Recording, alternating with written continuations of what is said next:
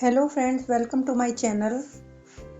ये बुक है die with zero, getting all you can from your money and your life. यहाँ पर writer rule number 3 बताते हैं,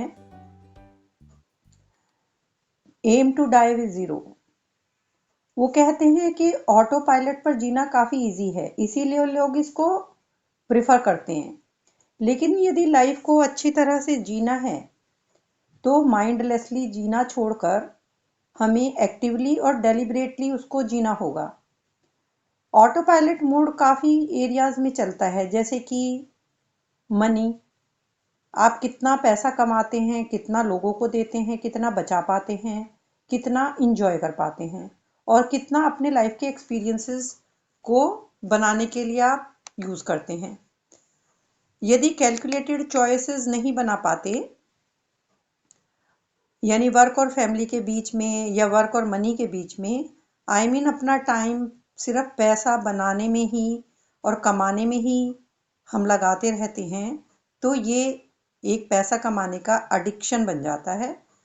सेम वैसे ही जैसे टीनेज में गर्ल्स के बीच कूल दिखने के लिए लड़के सिगरेट पीने लगते हैं और वो उस हैबिट को डेवलप कर लेते हैं।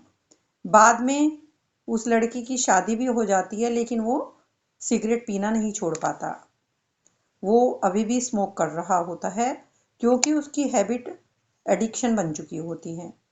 और habits are hard to break. Same यही पैसा कमाने के लिए भी है, या यूं कहें कि वर्किंग फॉर मनी, सिर्फ पैसे के लिए ही काम कर रहे हैं। Once you are in the habit of working for money to live, the thrill of making money exceeds the thrill of actually living। जितना ज़्यादा पैसा कमाने के लिए काम करते हैं, उतना ही पैसा बनाने का थ्रिल बढ़ता चला जाता है।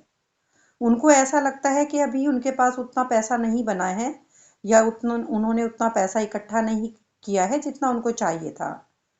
जितनी उनकी नेटवर्थ बढ़ती है, उतनी ही उनकी जो एम है पैसा कमाने का, वो बढ़ता चला जाता है। लेकिन इस तरह से पैसा कमाते कमाते हम मर जाते हैं और उस पैसे को खर्च भी नहीं कर पाते। तो अपने जीवन के इतने प्रेशियस ईयर्स को जो उस पैसे को कमाने में हमने लगा दिए, वो वेस्ट हो गए। वो दिन, वो साल हमें वापस नहीं मिल पाएंगे। इतने लाख कमाए हमने, जितने भी कमाए, यदि उनसे हम एक्सपीरियंस नहीं ले पाए तो लाइफ का क्या यूज़। अपनी लाइफ के इतने घंटे उन पैसों को कमाने में खर्च कर दिए जो एक्चुअल में हम खर्च नहीं कर पाए। Waste of life energy. यदि आप अपनी लाइफ एनर्जी वेस्ट नहीं करना चाहते हैं तो आपको मरने से पहले अपने पैसों का सही यूज़ करना होना चाहिए। एक इकोनॉमिस्ट थे 1950 में, फ्रैंको मोडिग्लिनी, जिन्होंने नोबेल प्राइज जीता लाइफस्टाइल हाइपोथेसिस पे, कि लोगों को कैसे अपनी मनी से ज़्यादा मैनेज करना सीखना चाहिए, कितना खर्च करें और कितना सेव करें। Life cycle hypothesis is an idea about how people manage their spending and saving to try to get the most from their money across their lifespan. Wealth will decline to zero by the date of death. तो economist वो कहते हैं कि खुद के लिए पैसा बचाएं जो आपकी ओल्ड एज में काम आए, पर नीडलेसली अपने मरने के बाद बहुत ज़्यादा मनी छोड़ के जाना बेकार है। सो अपने पैसे को इस तरह से डिस्ट्रीब्यूट करना चाहिए अपने लाइफ में कि ना तो पैसा कम पड़े, ना ही बहुत ज़्यादा बचा रह जाए। लोग या तो बहुत ज़्यादा बचा लेते हैं या फिर बिल्कुल भी नहीं, या तो जल्दी जल्दी खर्च करके सब कुछ एक्सपीरियंस ले लेना चाहते हैं, शॉर्ट टर्म रिवॉर्ड्स। ये मायोपिया है। या फिर ऑटो पायलट पे रहते हैं, तो ये इनर्शिया प्रॉब्लम है। Myopia is often the problem of the fun loving free spending grasshopper, यानी दूर की चीज़ों को ना देख पाना, जैसे ग्रास होपर नहीं देख पाता। और एंड वो इनर्शिया या स्थिरता या जड़ता है जो हम बिल्कुल भी टाइम की वैल्यू नहीं समझ पाते। कि फ़न के लिए भी टाइम होना चाहिए। Leaving money behind amounts to a waste of life energy और टू वर्किंग फॉर फ्री। लेकिन हाँ, कुछ लोग ऐसे भी होते हैं जो अपनी जॉब से ही प्यार करते हैं, जिस जॉब में वो होते हैं। जॉब से प्यार करने का मतलब कि जो वो काम कर रहे होते हैं, अपना प्रोफेशन वो वही बना लेते हैं जो उनको पसंद है। This is so fulfilling life experience, that's wonderful.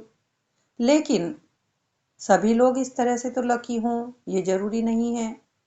Suppose किसी को डांस पसंद है, तो डांस को एज अ प्रोफेशन बनाना शायद इतना इजी ना हो। पर यदि आपका जॉब ही फन है, फुलफिलिंग है, तो जो पैसा आप उस जॉब से कमाते हैं वो जस्ट एक बाय प्रोडक्ट है। जैसे कि लकड़ी के जलने के बाद उसकी राख का ढेर बच जाता है। जब आप आग जलाते हैं तो राख को बनाना आपका गोल नहीं होता। आपने आग की गर्मी महसूस की और बाद में आपको राख भी मिली उस प्रोसेस के बाद, तो कोई बुराई नहीं है। तो सच में इस प्रोसेस से पैसा कमाना कोई बुरा नहीं। जो काम आपको ऑलरेडी पसंद है, बस एक चीज़ है, जो लोग अपने काम को ही प्ले की तरह लेते हैं वो भी रिच ही होते हैं। सपोज जो काम आप कर रहे हैं उसी को आप प्ले की तरह करें। यदि वो अपनी उस इनकम या मनी का कुछ हिस्सा फिर उन एक्सपीरियंसेस पर खर्च करते हैं जो वो करना चाहते हैं, चाहे वो उनकी हॉबी हो, जैसे घूमना फिरना, एडवेंचर करना। यदि आपका जॉब और हॉबी सेम है, लाइक आपने डांस को ही अपना प्रोफेशन बनाया होता, तो हो सकता है अपनी 60s में जाकर आप उतना ना कर पाते। सो आपको अपनी मनी को फिर भी कुछ अलग तरह के एक्सपीरियंसेस पर खर्च करना चाहिए। ट्रिप पर जाएं, कॉन्सर्ट्स में जाएं, क्योंकि चाहे आपकी हॉबी या जॉब सेम भी हो, तो भी यदि आप अपनी मनी का कुछ पोर्शन इस तरह के अपने अनुभवों पर खर्च करते हैं, तो भी आप अपनी लाइफ को मैक्सिमाइज करने के लिए अच्छा है। बट जब राइटर ये बात कहते हैं डाई विद ज़ीरो, तो लोग चिंता करते हैं, डरते हैं, क्योंकि लोग गरीबी में मरना नहीं चाहते या फिर अपना पैसा अपने बच्चों को देना चाहते हैं। तो राइटर कहते हैं यस सर्टेनली, आप उतना पैसा, उतना ही जितना आपको चाहिए, जिनको आप प्यार करते हैं, ऑफ कोर्स आप उनको दे सकते हैं जिनकी आप केयर करते हैं।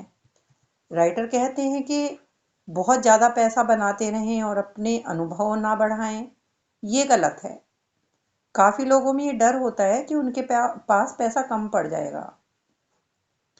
सो ये तो सही है कि सेव करें मनी फ्यूचर के लिए पैसा बचाना चाहिए। लेकिन लोग इस डर से पैसा बचाते हैं कि ओल्ड एज में बीमार पड़ जाएं तो पैसा चाहिए। पर यह भी सच है कि बहुत ज़्यादा पैसा बचाना, जो कि यंग एज में आप यूज़ ही कर नहीं पाए, जो कि कर सकते थे, तो वो सही नहीं है। ओल्ड एज में आपकी जो बकेट लिस्ट है वो कम हो जाती है। आप वो सब नहीं कर पाते जो यंग एज में कर सकते थे। ज़्यादा ओल्ड एज में आप कंफर्ट चाहते हैं, घर में रहना चाहते हैं। लोग पैसा खर्च नहीं करते, जैसे कि घर में महंगा फर्नीचर, काउच, इजी चेयर, सब पर प्लास्टिक चढ़ा कर रखते हैं ताकि फर्नीचर खराब ना हो जाए, to protect it from wear and tear. हालांकि प्लास्टिक फर्नीचर को अनकंफर्टेबल बनाती है, अनअट्रैक्टिव बनाती है, इसका कोई सेंस नहीं है। आपने अपने फर्नीचर पर इतना पैसा खर्च किया और आप उसको एंजॉय तक भी नहीं कर पाते, उसको प्लास्टिक से कवर करके ढक करके रख दिया।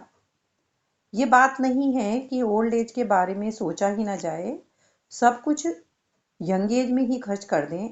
लेकिन ये भी ठीक नहीं है कि अपनी सभी चीज़ें आप आगे के लिए टाल दें, ओल्ड एज के लिए टाल दें, यानी यंग एज की क्वालिटी लाइफ को सेक्रीफाइस करके अपना ग्रेटिफिकेशन डिले करते रहें।